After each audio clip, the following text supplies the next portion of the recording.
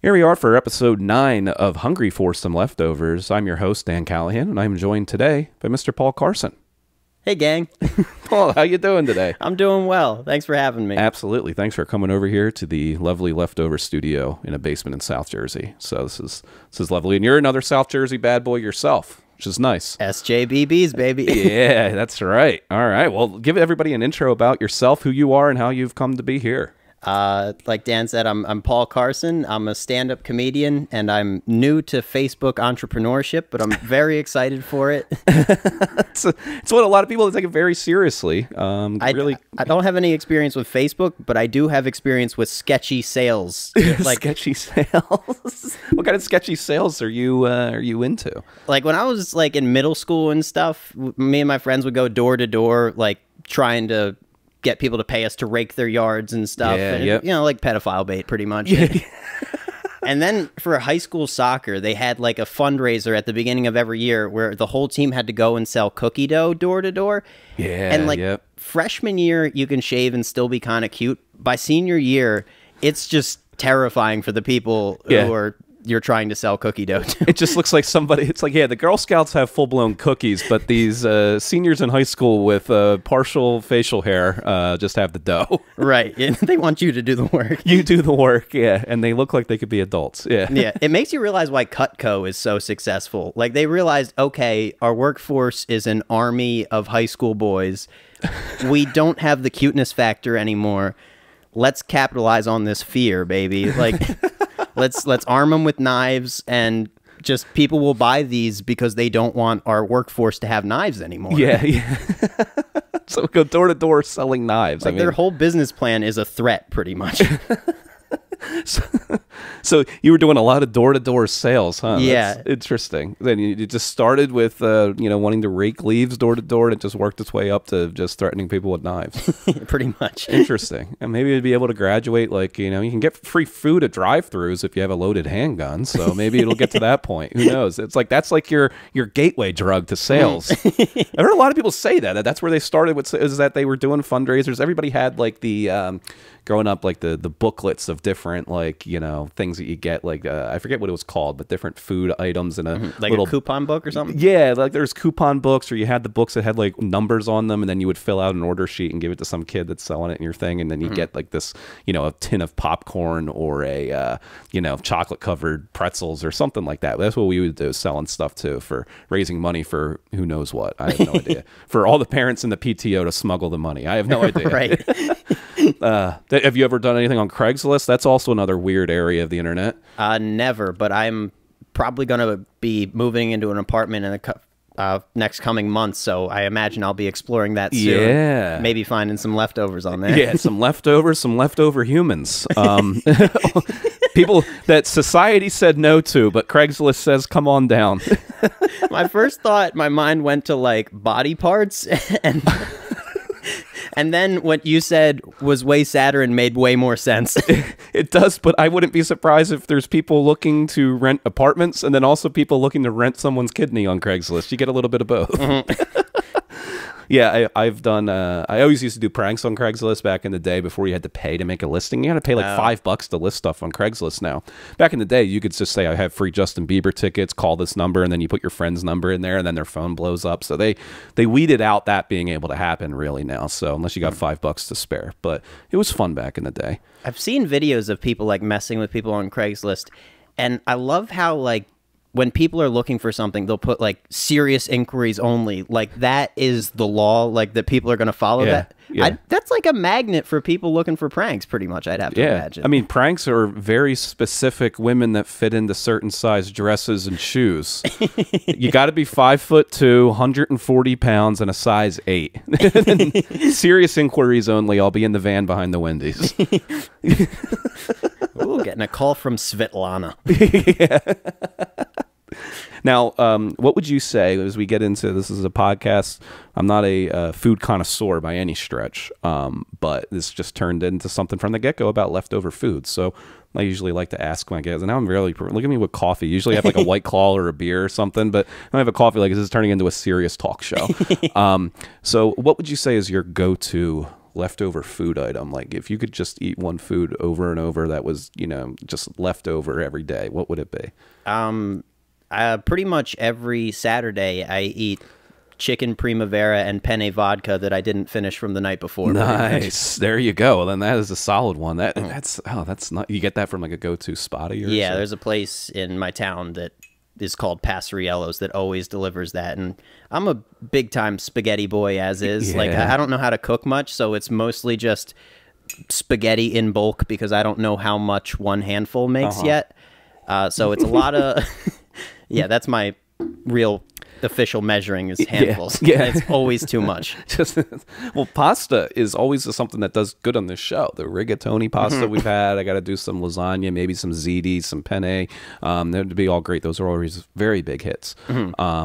And you know, since we're at it, let's introduce our item of the day of what we're doing here. Now, I've always said that it's all leaning into the packaging pretty heavily, and this item is no short of that. No shortage of that, absolutely. So, what kind of item do we got here? If you want to describe. We have a basic neurochemistry textbook, fourth edition, that I'm not going to tip because it is filled with a delicious meatloaf dinner. Ooh, yeah. With a side of green beans and mashed potatoes, and it looks like it's smothered in gravy a little bit. Yeah. It's marinated a little bit. Yeah, it's got some nice gravy on that, and the sides are included. Past episodes, people, anytime I put up a food item, they'll ask if it comes with a side or this type of dipping sauce or this or that. But this has got all the fixins. It's got all of it in there. And it's nice. It's a secret book compartment. I mean, carved out of a textbook. You would never know just by looking at that right there that you could open it up and have a full-blown meal in your neurochemistry class. Dude, if you told me that this was like a Lunchable from the 1930s, I would believe it instantly.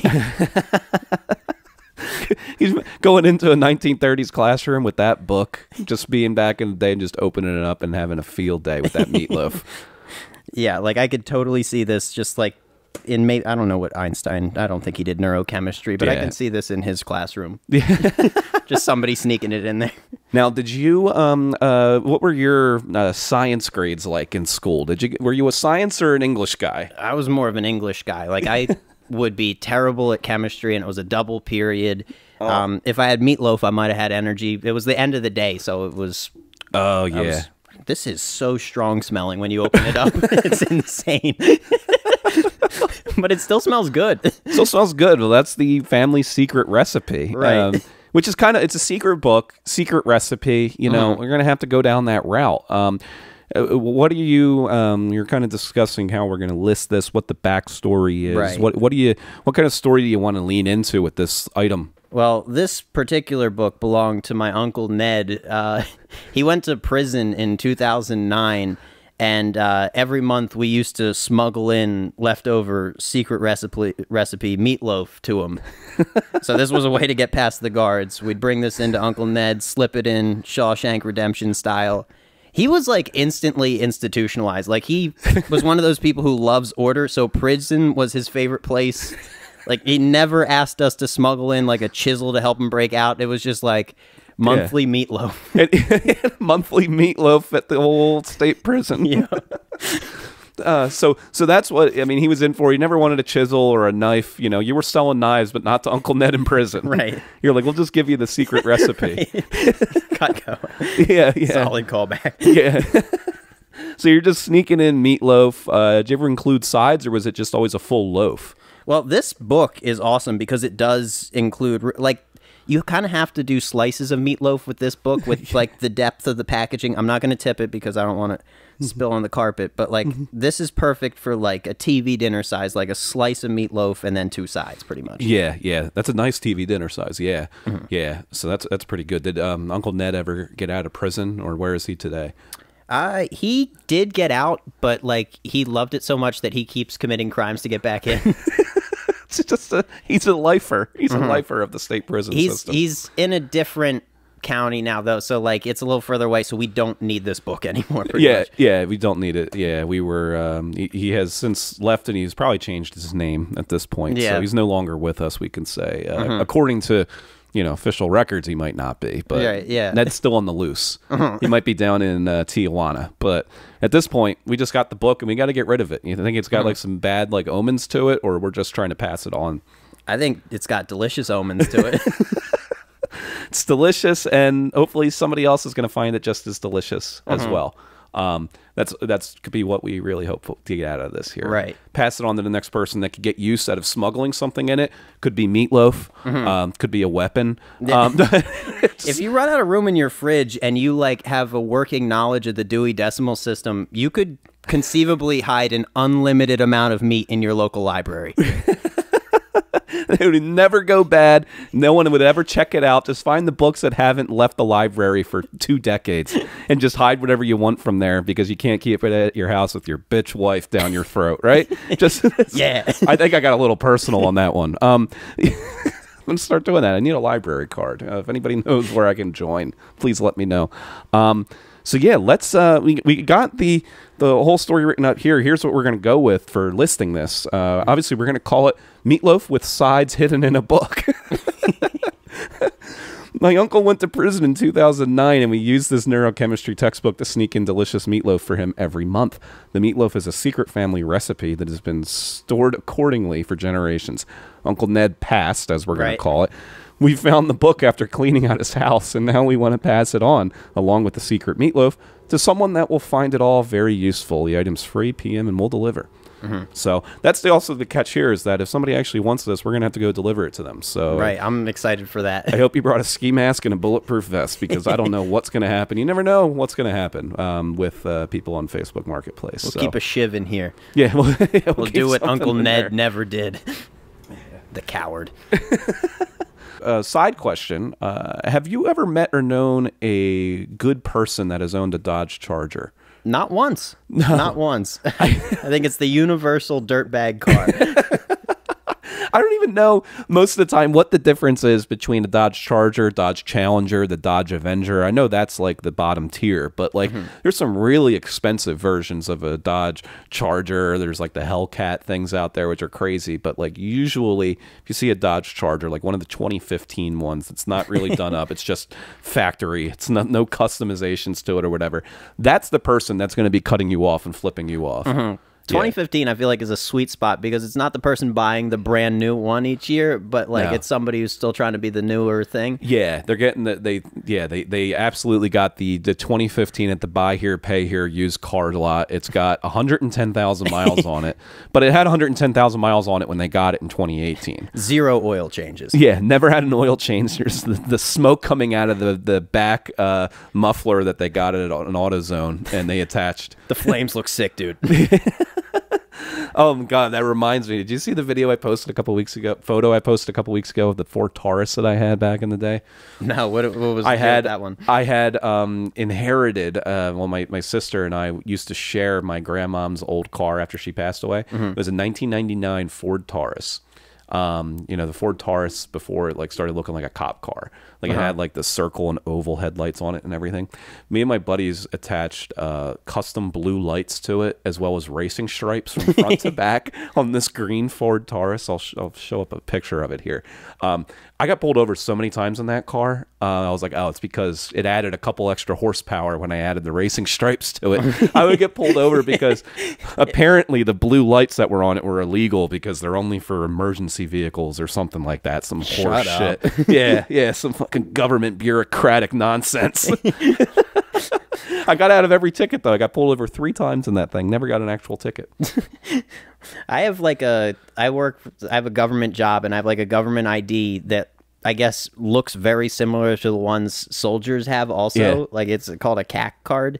And I got pulled over once coming back from like an open mic or something, and I didn't steal Valor. I'm going to say that right now. I didn't steal Valor, but the dude, I had it like right in the front of my wallet. So when I was getting my license and registration, it probably looked on purpose like, oops, I'll just pull this out from under my military ID or whatever. And he was like, all right, well, I'm going to let you off with a warning. What branch are you in, by the way? And I was like, government employee, and then just got away with it. And you could tell he was disappointed, though. Like he would have given me a ticket if he had known. Yeah. He was expecting you to be like a guy that was on the front line, SEAL Team 6 or something. Yeah, I'm in a cubicle. You're in a cubicle. You weren't exactly over in, putting Bin Laden out of his misery. No. Well, that's great. Well, you know what? The story with that book that you got there. I go into a Goodwill. I originally, for this episode, all full disclosure, wanted to do a VHS tape and fill a clamshell with stuff. Couldn't find one of those at Goodwill. I was shocked. So right next to the VHS section, they had textbooks, coffee table books, as they called them. I saw this one for 50 cents, and it was thick, and I was like, oh, instead of like a VHS clamshell, I could hollow this out and hide something in it, like a book compartment type of thing. So I got it, and the woman at the register is flipping through the book as I go up there with a copy. I got a VHS while I was there, a copy of Sweatin' to the Oldies, Volume 2 by Richard Simmons. I got that along with this book. And she's flipping through it, and she's just like, oh, this is a really interesting find you got here. She's like, this is, I said, it's a little bit of light reading. And she's like, light reading? I think it's more than that. I was like, it's going to be a coffee table book. She's like, oh, were you studying to become a neurologist? I was like, I already am one. And I said it sarcastically, very, you know, it was covered in sarcasm. She didn't pick up on it whatsoever. I don't know if it was just because she was working there because it was court ordered or what, but I mean, she was all about having a conversation. And she's like, oh, if you're a neurologist, she's like, actually, I have a question then for you. My insurance just changed. So my neurologist I go to is not in network anymore. It's now out of network. So I'm looking for a referral to go to a new one. So now here I am standing there sarcastically saying that I'm a neurologist. And now, as I'm supposed to do, I got to stay in the character. Right. You got to stick with it at that point. At that point, I'm in deep. It's rude to get out of it at that point. Yeah, because then you seem like an asshole. Then she would have been like, oh, you were going to mess with me? I have neurological problems. Is that something to be funny about? So I can tell, lady.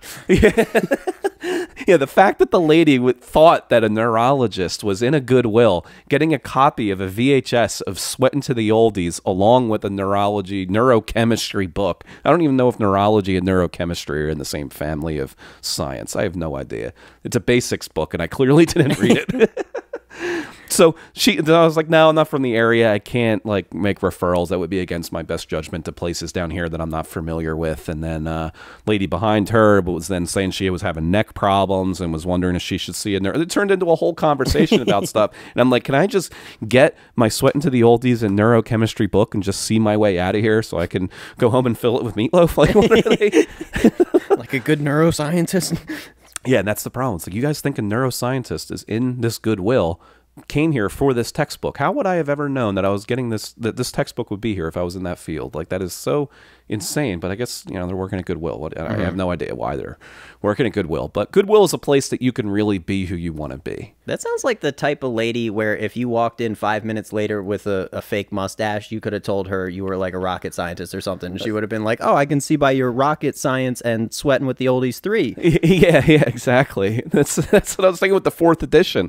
I wanted to ask her too. I felt like I was going to be rude, but I was like, you know, I didn't read copies, you know, 1 through 3. But what am I going to understand the 4th? So, I have no idea. But, you know, I bought a World's Greatest Pop shirt there, so I wear that around. People are going to be like, oh, are you a grandfather? You know, here's your senior discount. I don't know what's going to happen. But you can get anything in there. I mean, who knows where those clothes have come from? Estate sales from someone who died, you know, people that, I have no idea, fled the area, like Uncle Ned. I'm sure a lot of Uncle Ned's textbooks and other items are in that Goodwill as well. So I saw a couple of like rock climbing documentaries on like Netflix or whatever. One of them was like about the guy who free soloed El Capitan or whatever. Yeah. All of the other ones, like I've watched like 2 or 3, they all end with death. Like, it's like, okay, and of course he died. Like, at the end, then the whole community is like, we never saw it coming, but, like, he went too high and he burned too bright. And they're all dead 26-year-olds, and you're like, oh, who could have guessed? Like, fuck you. Like, I wasted an hour and a half to... Yeah, just to get to that point. I'm mad at rock climbers, dude. It's a weird beef, but... The rock climbing, because those things are popping up left and right. Rock climbing gyms. Yeah. Are now a really big thing. It's like a hobby for a lot of people. I used to do it like my freshman year of high school and just got like weirdly veiny forearms on my otherwise unstrong high school freshman body. So that made it really difficult when you're selling things door to door. It's just like, who is this guy that looks like he spent a little too much time by himself in front of a computer screen when his parents weren't home? Or looks like he takes 45-minute long showers, you know? Like one of those things. It's just... Why are his fingers so taped? Is that related? Yeah. Man, that's great with the rock climbing. Like, that dude is what we call a friction jerker. Here's a good question from Vinny. How would you do it every month? I'm not sure he'd be able to mail it back. Different book each month? Shut up. We have visitation. Vinny Giordano. Was he on the Jersey Shore? Or that's Guardiola? Or... It's all the same to me. Vinny, were you on the Jersey Shore? That would be great if we had a Jersey Shore cast member that meets up, because you know those people are at the point where they're buying things on Facebook Marketplace. Actually, didn't they just have a Jersey Shore, another show? They keep having reunions in different places, and it's the same people, slightly older. Like, they're all sober now, and it's like, oh, it's... Jesus. It's just older Snooki. She just keeps getting older and leatherier. She's starting to look like this delicious Meatloaf. Why won't they ever... The only reunion I have with old friends is at someone's funeral, and why won't that happen to the Jersey Shore cast members? Could have a death pool for Jersey Shore. Yeah, if anyone wants to start a death pool Jersey Shore, I would have... They all got sober now, though, so that's a lot tougher, because usually in the height of that show, you could tell who was, you know, really... I think Ronnie's still kind of like a loose cannon. Yeah. Yeah, he's... Yeah, I don't want to put that on him and guess that he's going to die first, but like the others are starting to be parents and stuff. Grant chimed in on Vinny's post too. Ooh. Tell me you haven't been to prison without telling me you've never been to prison. So Grant wants a drink with it. And they check everything. No way they got this to him. Oh yeah, and they're then taking it seriously. I see. This is where this guy is asking in a joking way of how would you get this back and forth. Grant has clearly been to prison before, and Barbara clearly is saying there's no way this got through. They checked everything. No, it was before they started doing that. It's before they started doing that, Barbara. Oh, wait, no, Vinny says, I definitely have, and was cavity searched after every visitation. No offense, but it looks very dry. It's as sloppy as it comes. Jennifer Lee. I was thinking it's too much binder. Shut up, you paperback bitch. You paperback liberal. Don't you dare. I don't know why, but that's like the funniest thing to tell. Like, you just call somebody a liberal and they're like, it's either somebody, they don't know what to do with it, or somebody gets really fucking offended. I'm a hardcover conservative. Yeah, how dare you? We have nothing but hardcovers in this house. Honestly, I fucks with that. I get you. You're a good man. This is the nicest thing anyone with the name of Price Lacroix has ever said to me. I fucks with that. Hey, whatever you do with the meatloaf is your own business. Yeah. Hardbacks are better. At least you know when you break the back. What are you doing to your books? Like, yeah, well, that's what I'm like. Don't be a paperback baby. But he's like, yeah, but the hardbacks are better because you know when you break the back. Are your books paralyzed? Oh, so Olga is giving us some insight into how the prison system works. She says that our family member can only receive books from Amazon, no personal items from family friends. Huh, well, when we tried to fit this in a Kindle, it broke it. Go, Mary. Thank you, Mary. I know Mary too. She's one of my friends. This is why, Mary. Why are you in the Mount Laurel, Marlton, Medford yard sale group? You live in Burlington City. Got to class it up a little bit and join the yard sale group of much higher income towns, huh, Mary? Is that what's going on? If there's one thing we don't stand for on Hungry for Some Leftovers, it's fraud, Mary. It's fraud. Don't you dare identify as a Marltonian, all right? Interested, love Meatloaf. Coming from a woman named Joanne. Who else would it be? I mean, we said this on a prior episode. Jim Gillespie said, and Aunt Christine or John Prophet might have said it. It was on the same episode with both those knuckleheads.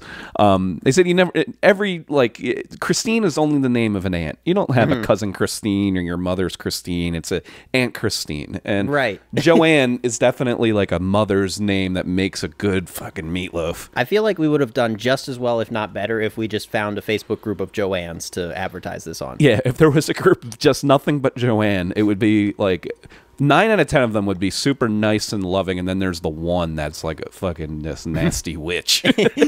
I'll use it for my stint.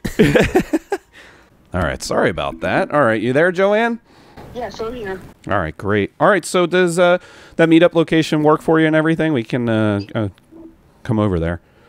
Yeah, that would be great. I drive a orange Hyundai Accent, and that's a pretty busy Wawa, so I'll be parked like like not close to the store, but like closer to the street where you'll see me.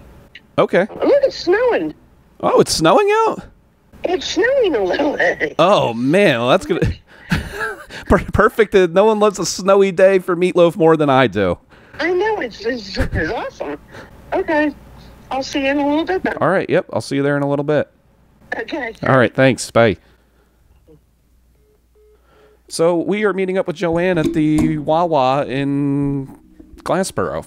I love Joanne. Joanne sounds like a genuinely... She's like, oh, it's snowing. She's a genuinely nice woman. Patricia, sorry, but you're not getting it. They lost out.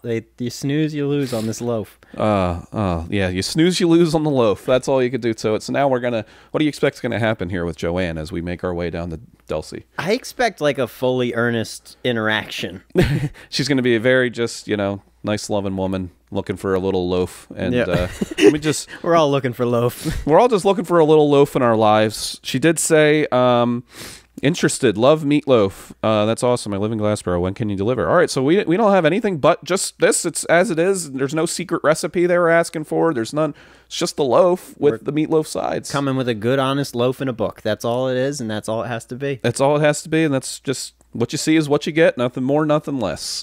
Eventually. Yeah, Paul will eat some of the... Joanne, Paul, we're getting... Now the proud owner of the chemistry book. Oh, here, I think this guy's backing up over here, but yeah. He doesn't understand us. He doesn't understand how important this is. So you're gonna taste test the meatloaf so you can show it's genuine meatloaf. Go right ahead. I'll take some. And what is it, like red potatoes with the skins and all? Yeah, chunky mashed potatoes with the... You might want to reheat it, but I'll take this bite right Yeah, you can heat it up, I eat meatloaf cold. And Yeah. you know what? It looks like it's the good kind. You have sometimes it's Yeah. like really like dense, like I like it a little bit looser. Yeah. And like some of it has brown gravy. I'm more like it's got a little bit of it, but it's not it's a slice. It's just a slice of it. I love meatloaf. Pretty good. It's good. Get a green bean there. Get a little. I'll get a little bit of everything. Get a little bit of everything. Who made it? That's our family's recipe. Yeah. So my mother made it. Who's sisters with Uncle Ned. I started out with the one with like oatmeal, like. Really well done. Yeah. On the oatmeal box. Yeah. Okay. Yeah. No, we grew up on this. It's really this is like one slice of it. It's kind of like one portion meal that this is all. And you know what? I never knew that you could make, like, I always thought you had to have the pan. Yeah. I never knew that you didn't have to have the pan. You should just mold it. Yeah. I didn't know that. Yeah. I didn't know that. I thought it was like, I don't know, like flatten out or something, like a big cookie. We had to because that's the only way it fits in this book too. Yeah. We had this compartment of it and everything, and it's like, it fits perfectly in there. That's what we've been using it for. So I like that. Yeah, absolutely. But yeah, it's 100% I don't know. good Didn't to even go. try and explain to my boyfriend. He'd be like, you know what I mean? He's like, not understanding anything. We always get anything of Uncle Ned's and we put it on Facebook and deliver it. That's why we get videos of each thing. Let's see, my daughter is 29. I was going there way before her. You guys both go to Rowan? Well, I went there. Oh, okay. She just moved out to Oregon. Oh, Could you possibly get any further away from me? Literally, as far as on the other coast, and it really. started snowing too. Yeah. On the way here, we saw flurries. And, Wow, that's amazing. yeah, she moved out there for her job. Oh, okay. Well, no, she did. She was job working for Toyota. Sending her to school for Lexus. I'm like, Yeah. Okay. Nice. We're driving, and I'm like, oh my god, I hope this thing. And I was bitching. So we had to my friend. It was an older car. It was a while ago, and he disconnected the odometer, so the mileage would be so Hard, smart, not hard. Right. And we're driving it, and it started to snow a little bit, and I'm like, oh, I don't know if this is a good idea. And I and inside Grand Canyon National Park, I'm like, I don't see anything. What? It looks like Carbon State Park, you know. Funny you mentioned that. Like when I was only at the Grand Canyon once, like years ago, and it's in Arizona, and it started snowing like crazy. Yeah. And you'd think Arizona is like hot Yeah, desert. it was like it was just normal, and in the park, and we pull over to this pass, and I'm like, fuck this thing, I jumped out of the car, still running around over the side, and I went. I'm like, okay, Kevin, it's worth it. I feel all humble and everything. I'm like, oh my god, it's like another world.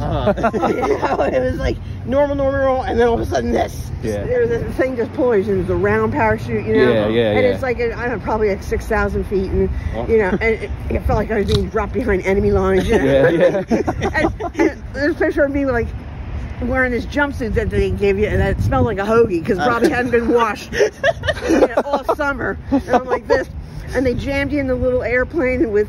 Like the thing was rattling and bolts coming out, and I'm like, oh my god, this thing's gonna fall apart. Probably some rinky-dink old thing. Right. Yeah. And so when we went up to California, like, let's go skydiving. And so I was trying to find like that's when tandem things. Yeah. Well, that they just started doing that, and I'm like, I don't want to do a tandem. I want to do satellite thing. Tandem's for pussies. I've already experienced the real thing. Right. And this I'm the not girl, scared. this one girl said, no, if you want to experience it, you want to do it. I go, tandem's better? And she goes, yeah. So we get to the place, and I figure it's going to be like before, like, you have all day, you know. We get there, sign some papers, watch them. I don't even know if we watched the film. The next thing, we're in the plane. And I'm like, well, wait a minute. I thought we had hours to go. I wasn't really paying attention. Wait a minute. What were we supposed to do? I wasn't really prepared to have some guy strapped right to my back and sticking my ass, you know. You know, I mean, that's how. I mean, and trying to like be in a plane, and then like they tighten you up, and it's like this. Trying to walk with somebody, it's really difficult, you know. And I was just freaked out. I'm like, I'm not even sure what I'm supposed to be doing. Who's this guy? But then I was all right with it after I thought about it for a while. Then I got crazy. Yeah. When I got some insurance money. And Cross Keys is over here, and I was like a junkie. I'm like, I started going. I'll get my license. I'll get certified, and I'll get my license, and I won't have to pay $200 every time. Yeah. And I just have to pay your. And I was going over there. You have to do like these steps. It has to be with a certain amount of time. And it was getting expensive, you know. Right.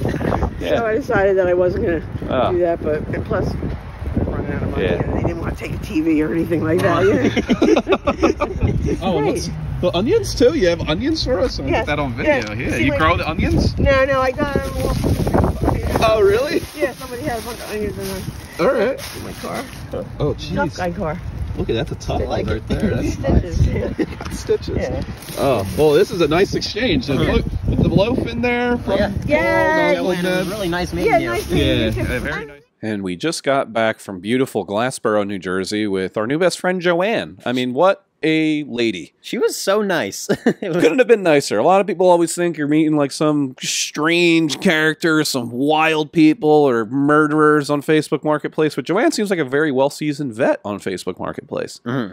Given that we have a bag of onions now. That we got a good trade. this is the first time in the history of this podcast that I've traded up. I would say, was this trading up, you would say, for Oh, yeah. the amount of onions that we There's got? a bunch of onions here. You can have... Oh, and they're starting to blossom, so you could Ooh. grow your own. That is nice. That is nice. These are straight out of a garden or something, too. These are pretty... Yeah, so we got full-blown onions. We got onions. All right, so we're getting so much traction even after we've delivered it to Joanne. We're going to try and do a 2-for-1 and get somebody else who's interested these onions.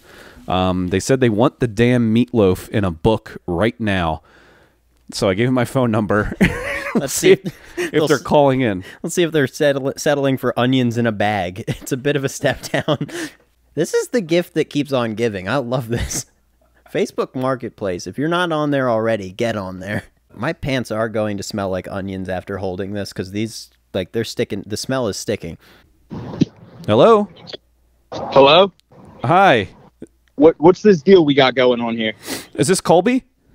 Oh, yes, it is. Colby, so this is Dan. My brother Paul, who's also Uncle Ned's nephew, is here with me. Hi, Colby. You're on speaker.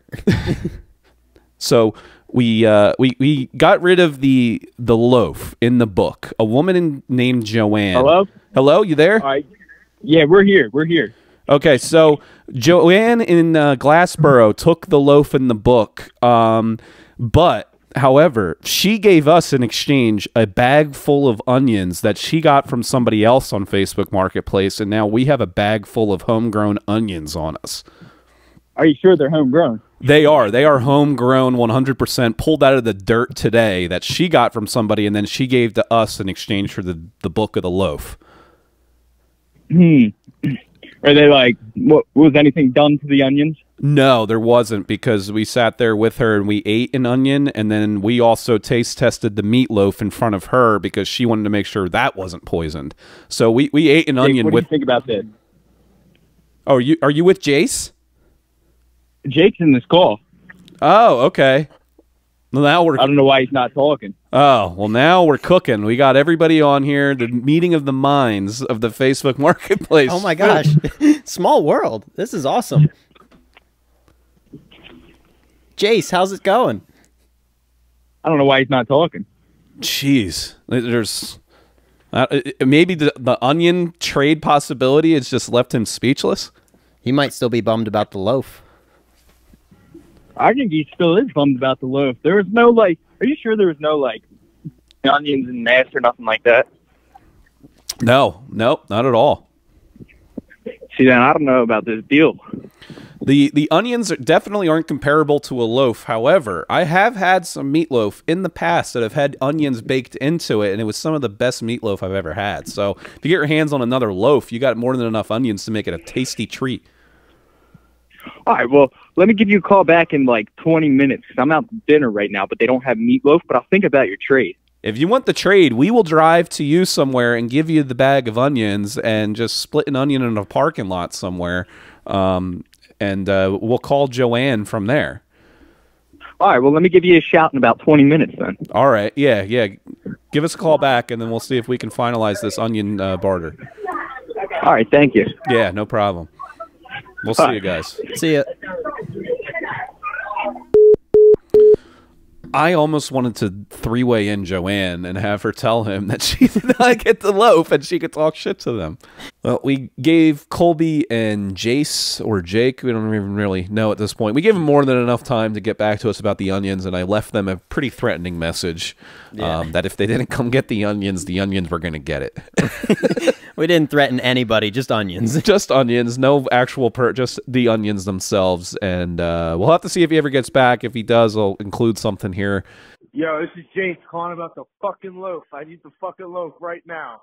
I think we'll officially close it out here, though. Any final thoughts from you, Paul, on this whole situation as it's unfolded after the fact, because it's never happened before? This was incredible. I enjoyed every second of it. Joanne was an absolute sweetheart, and we got onions. Yeah, we got onions from her, and she might be a new drinking buddy of ours, to be honest. If you're ever in Glassboro, be on the lookout for Joanne, because she's around at some of the old bars there, it seems like, and she might have an appetite for meatloaf. She was definitely hungry for our leftovers. So, And Colby and Jake, this is the last you're ever going to see of these onions, because they're getting thrown at cars. We're going outside right now to pelt those onions at cars driving by. There will be tears. There will be tears. You heard it here first. There will be tears down here in South Jersey. So thanks again for coming out and being on the pod. And thanks everybody for tuning in. We'll see you next time.